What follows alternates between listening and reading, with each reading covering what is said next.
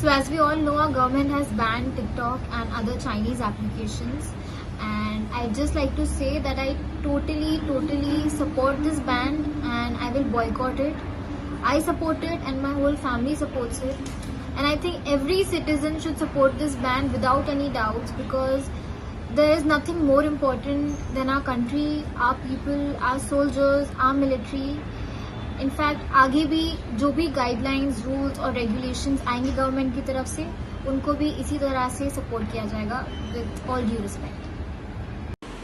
Hello everyone, मैं हूँ Ashnoor Kaur and ये जो डिजिटल स्ट्राइक हुई है, अभी जो डिसीजन लिया है हमारी इंडियन गवर्नमेंट ने सारे चाइनीज़ ऐप्स को बैन करने का, I am really happy with this decision and I am totally in support of it.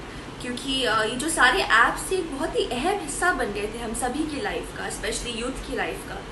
And this was like a mode of entertainment for them.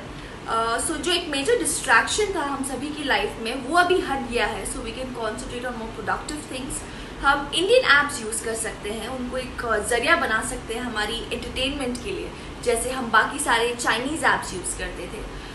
So yes, I'm really happy and I also believe that this decision was very crucial. जो हमारा एक गोल है आत्मनिर्भर भारत का, उससे achieve करने के लिए, ताकि अभी हम इंडियन ऐप्स यूज़ कर सकें एंड प्रोडक्टिव चीज़ें कर सकें।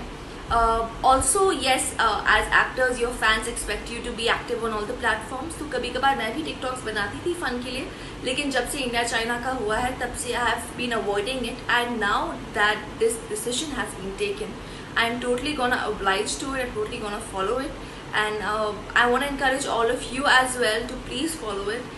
And really proud to be an Indian citizen. Your country comes first, India comes first, and really proud of this decision taken by the government. Jai.